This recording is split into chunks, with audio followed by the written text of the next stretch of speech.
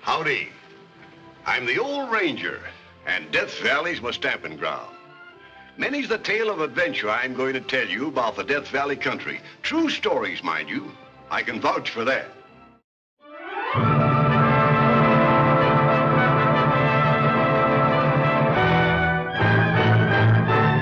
This story is about a man and a maid. It's laid back in the early 1880s. In the country through which the 20-mule team shuttled back and forth between Death Valley and the little railroad town of Mojave, 175 miles away. In that remote region, a trading post.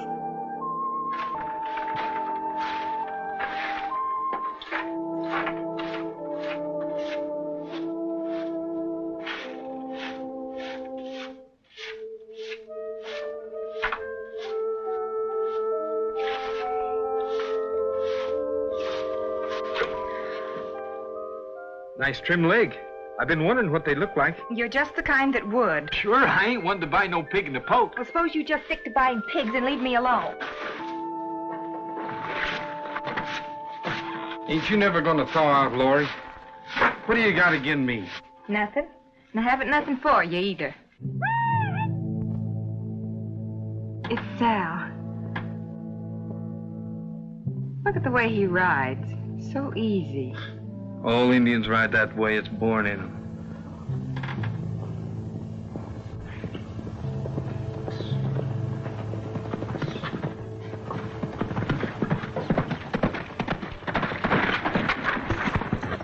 You got back in a hurry, Sal. Must have been something important in the mail.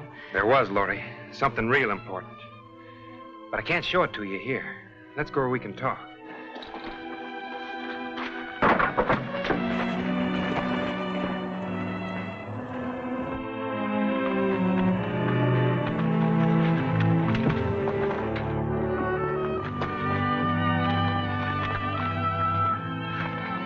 Now, what is it? Close your eyes.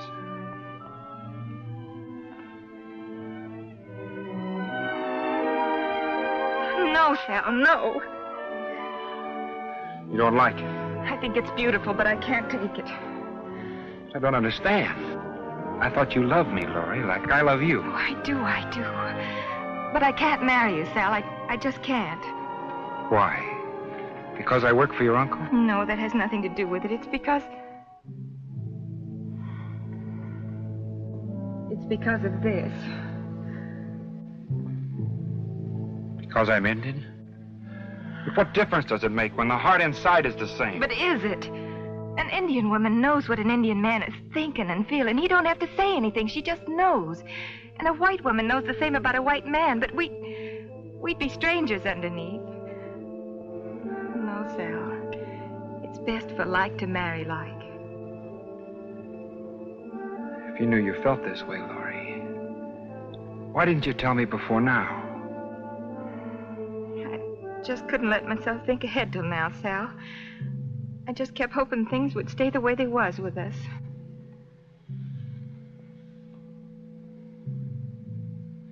My people have a saying.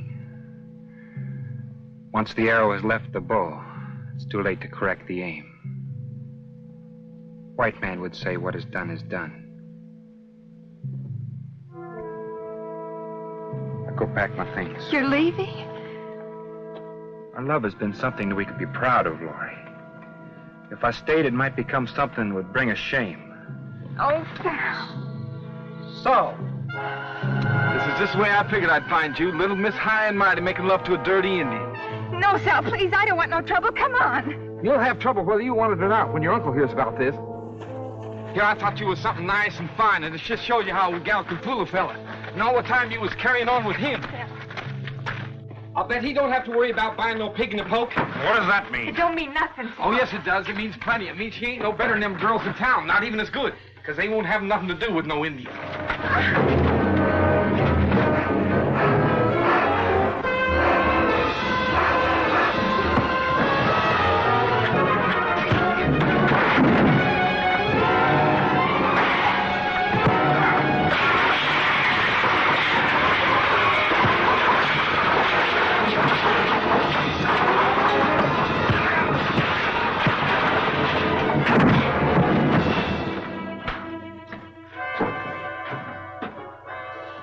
devil's going on out here? This Indian and lawyer are sweethearts. I saw him out behind the rocks. Why, you dirty digger Indian.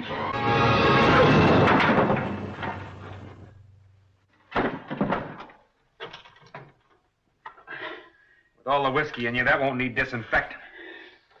Get out of here. I'm getting.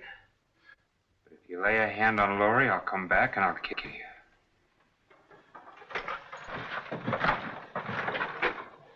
I'm returning to my people. But I leave my heart here.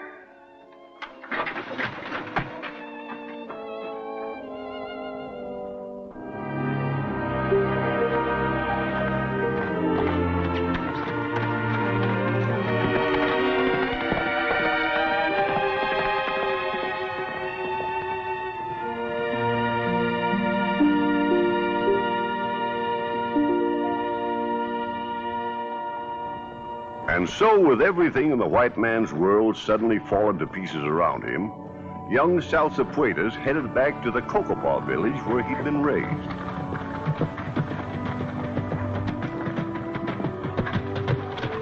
Lahane. I was on my way to trading post to find you. Hear me talk. I bring sorrowful news. Your mother, Weepaw, is dead. Weepaw was good mother. Her love for you was strong. Her last thoughts of you. She say to give you this. It is yours. White man's ornament. I've never seen it before.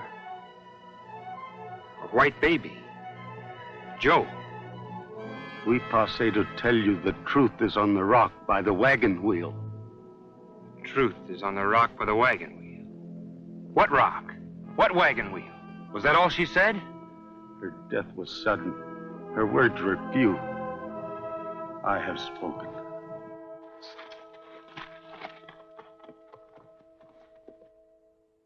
Yeah, well, what you don't seem to savvy, Sheriff, is that dirty digger Indian tried to kill me. Salsapuetas is no digger. He's a Cocopa. And you ain't told me yet what you was doing that caused him to throw the knife. He was pestering my niece, Laurie. I caught him pestering her. That's right. When I ordered him off the place, he gave me this. I'll question him when I run across him. When? Listen, Sheriff. Meanwhile, I'm looking for somebody else. You ain't had any suspicious-looking customers around lately, have you? Suspicious? Yeah, prospectors with an unnatural amount of money to spend. No such animal around these parts. Why? Been a lot of mine robbing going on hereabouts. You mean claim jumping? These fellows don't bother to jump claims. They just go in and help themselves to the stuff. All the place is shut down for the hot weather. Well, ain't nobody showed up here when they spend money. Well, keep an eye out. I will. I'll let you know.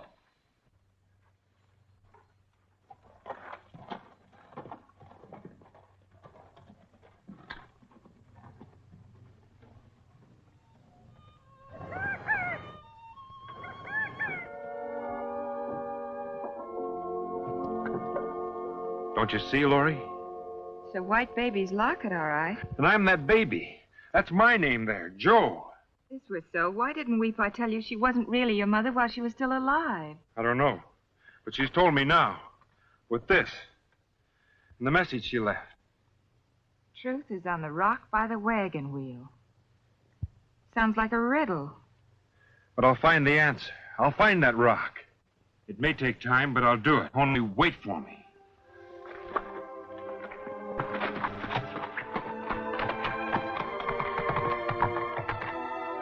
From that day on, Salsapuetas turned prospector, not hunting for gold or silver like most, but for the rock that would provide the clue to his identity, the proof that he was a white man. And months of fruitless searching has gone by, when one day, coming around a bend in a canyon... Joe! It's your friend, Sandy. Joe! Cut it out, Joe! It's me!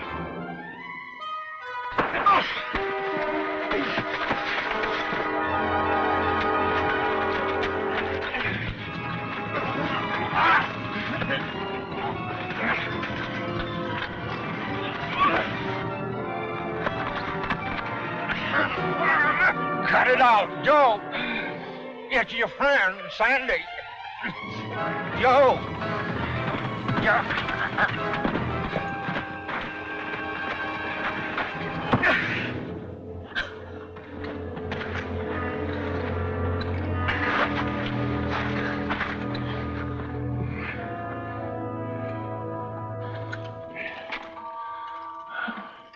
Son, I don't know where you come from, but wherever it is, you sure come just in time.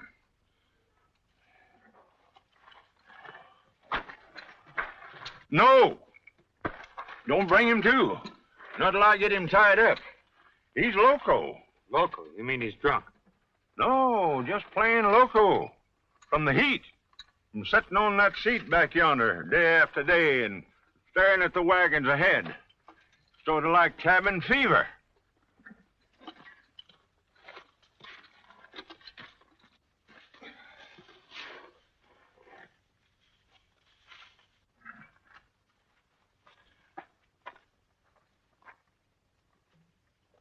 I've heard stories about this happening. I sort of figured they're just stories. Well, it's a lucky thing for me you had a chance to find out different. Being a swamper on a 20-mule team ain't a hard job, but you got to have the right kind of constitution for it.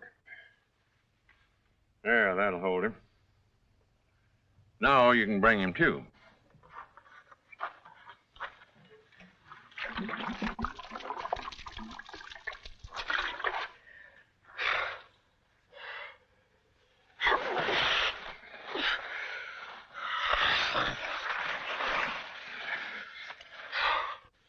How you feeling, Joe? Still unfriendly, huh? Couple days rest in town will fix him up good as new. Say, how'd you like to make yourself $10? Doing what? Taking his place on that wagon as swamper till we get into Mojave? There's mighty nigh 80,000 pounds on them wheels. And it takes 2 men on the bricks going downhill to keep from running over the mules. If I do the job good, can I keep it steady? Well, son, after all you've done for me, there ain't nothing I can say but sure. My name's Sandy Edwards. Mine's Joe. Joe? No, that won't do. I don't know more Joes around me. Now, let me see. Bill, Ed, Charlie, Ike. Ike, that's it. I'll call you Swamper Ike. Suits me. All right, Ike. Let's get him in the wagon now and get going. Come on, Joe. We're going to make you nice and comfortable.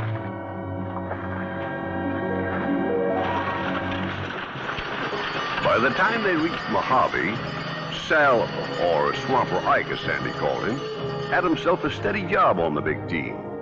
And he had 2 reasons for wanting it. It gave him a chance to earn good money and a chance while doing it to scout the country between Mojave and Death Valley in his never-ending search for the rock that held the secret of his identity. It was desolate country. For 10 days at a stretch on the 165-mile journey, they never laid eyes on another human being. Much of the time, they never even seen each other, with the teamster riding down on the nigh-wheeler and his swamper perched on top of the rear wagon, working the brake on the down grades. Dang hot weather will be on us before you know it. Be back by dark, Sandy. Ain't you never going to give up looking for that rock by the wheel? Never. All I can say is you sure deserve to find it. Sandy. Huh? Did you ever do any praying? Fred? Me? That preacher over in Mojave. He said you can get anything you want just by praying for it. You believe there's anything to it? I don't know. But you've tried everything else. Why don't you give it a fling? I'm going to.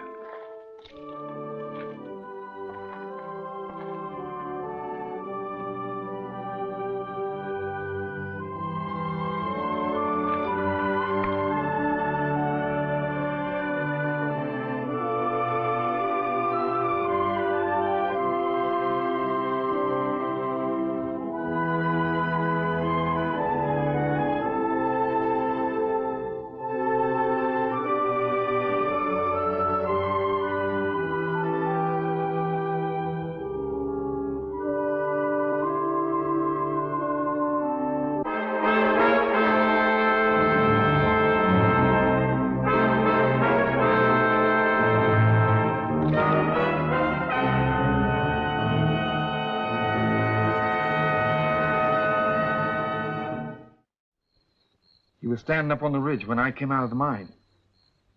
What was he doing way out there? He's swamping for Sandy Edwards on the big team. Think he saw you? No doubt about it, but whether he recognized me or not, I don't know.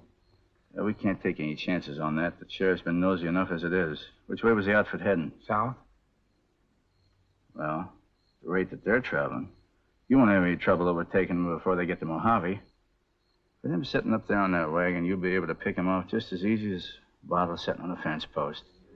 Get yourself something to eat. I'll take care of this load of ore.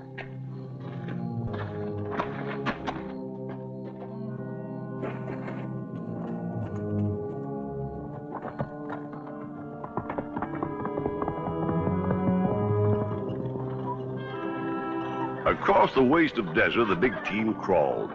Sandy Edwards at the jerk line, Swamper Ike atop the rear wagon, dreaming of Laurie. Unaware that at that very moment she was pushing her horse along the route they'd taken to warn him that Art Crowley was also riding to see him, with murder in mind.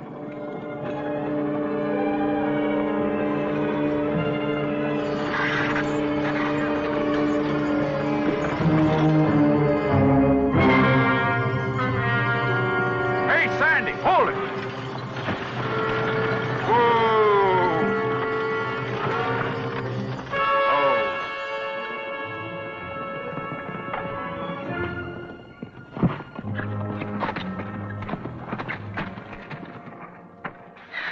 Art Crowley's gunning for you, Sally. He aims to kill you. Kill me? Why? Uncle Fred put him up to it. They think you saw him stealing gold from Doc Whitley's claim. Thanks, Laurie, for riding all the way out here to warn me. Might as well sit a spell and rest before you start back. I'm not going back, Sal, ever. I'm staying with you and marrying you. But I ain't proved nothing about who I am. You don't need to. You're you. And I know now that's all that matters. Now you two are talking sensible. But there's just one little obstacle between you and that preacher. Namely, a fellow named Crowley.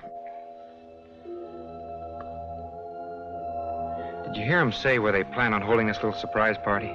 No. But they talked about shooting you off the wagon like a bottle off a fence post. But the only place he could get close enough to do that would be when we're going through the canyon. If I only knew what spot I could pull a little surprise party of my own. Yeah, but you don't. If you go wandering around looking for him, 10 chances to 1 he'll get you first. Sandy, you pull ahead to the mouth of the canyon. Make camp as usual. Take care of Laurie. I'm going to borrow your horse. I'll be back by daylight.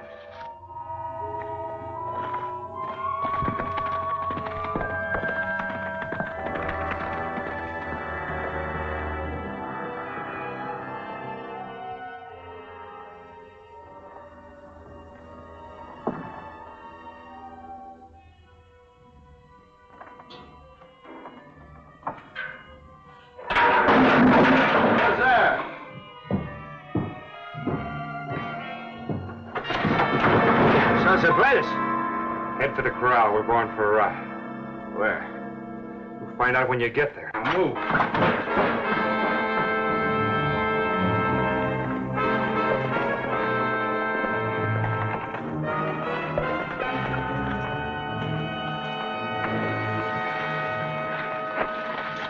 Well, this is where you ran off to. Well, you don't have to bother to come back. I'm not aiming to. I'm staying here, marrying Sal. Now, where's Crowley? Crowley? Why, he's gone to Darwin. He's not either. He's hiding somewhere up in the canyon waiting to shoot Sal. I heard you and him planning it. Is that what she told you? Oh, Crowley went to Darwin, like I said.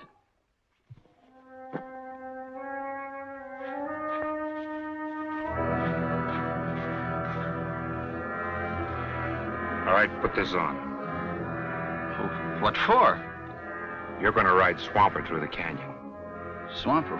I don't know nothing about swamping. You will by the time you get through. Yeah, if Crowley don't get you before you get through. I told you that Crowley went to Darwin. And you got nothing to worry about. Put it on.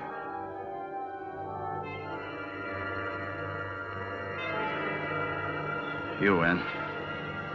He's up in the canyon. Whereabouts? On the ridge, about the 4th turn. Tie him up, Sandy. If I don't come back, put a bullet in him.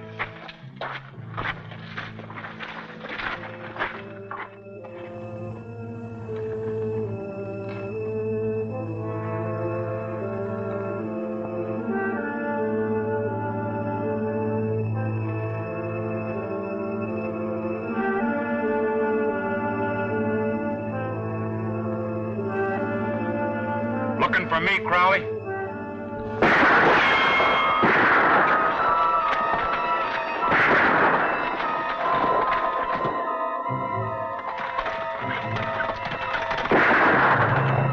Not as easy as shooting a bottle off a fence post, is it?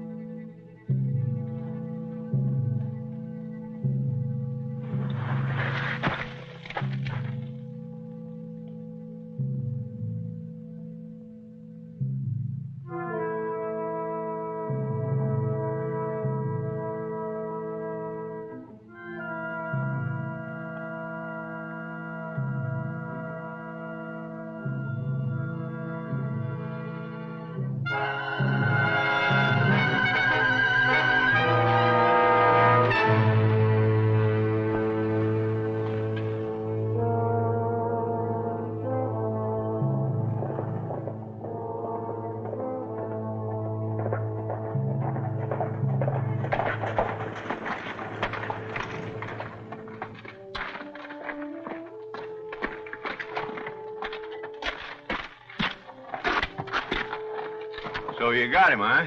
Got him, Sal. Slipped and fell. We heard the shots. I was scared, Sal. Not Sal. Joe. Look.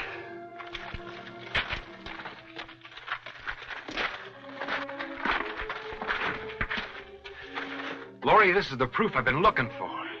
The rock with the wheel. Well, I'll be darned. Indian riding. What's it say?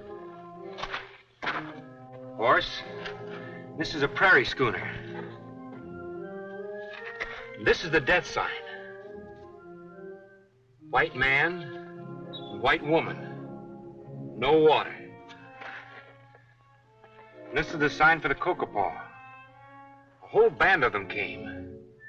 They found a white baby. And this is a heart with the English word Joe in it. It's your locket, Sal. I mean, Joe. Well, by doggers, maybe that preacher was right about praying for what you want. Only it's a little late. Don't make no difference now. That's why you never found it before. It never did make no difference, and you two had to realize it. But I still don't know my last name. I just can't call you Mrs. Joe. Well, now, I've got a middle name I ain't never used. I'd be proud to give it to you.